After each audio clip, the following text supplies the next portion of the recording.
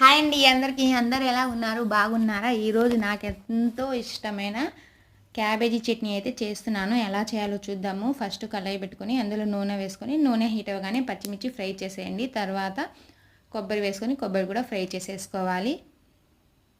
తర్వాత సన్నగా తురుముకున్న క్యాబేజ్ వేసుకొని ఫ్రై చేసేసుకోండి. అందులో కొంచెం పసుపు సాల్ట్ వేసేసుకొని మీడియం ఫ్లేమ్లో పెట్టి ఫ్రై చేసేసుకోండి, లేకపోతే మాడిపోతుంది. ఈ చట్నీ చాలా బాగుంటుంది. వేడి వేడి అన్నంలో ఘీ వేసుకొని తింటుంటే అబ్బా సూపర్గా ఉంటుంది. నాకైతే చాలా ఇష్టం. మా పిల్లలు కూడా చాలా ఇష్టంగా తింటారు. నేను అప్పుడప్పుడు చేస్తూనే ఉంటాను.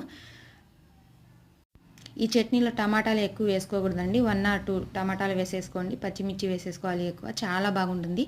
ఫైనల్గా జీరా వేసుకోండి. జీరా వేసుకొని సిమ్లో పెట్టి ఇంకో 5 minutes బాగా ఫ్రై చేసేసుకోవాలి. మీ అందరితో ఒక చిట్కా కూడా షేర్ చేసుకుంటానండి. ఎవరికైనా ఎలర్జీ అలాంటివి ఉంటే క్యాబేజీ మాత్రం తినకూడదండి. ఎలర్జీ ఉన్నవాళ్ళు క్యాబేజీ యూజ్ చేయకూడదు, ఎలర్జీ ఎక్కువ అవుతుందంట. సర్లే, ఫైనల్గా అయితే క్యాబేజీ ఫ్రై అయిపోయింది.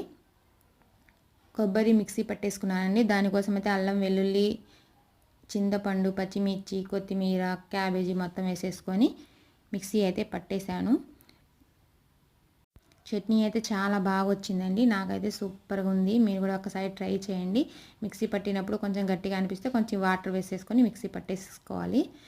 ఈ వీడియో కనుక మీకు నచ్చినట్లయితే లైక్ చేయండి, కామెంట్ చేయండి, షేర్ చేయండి. Please subscribe. Thank you for watching friends. Bye bye.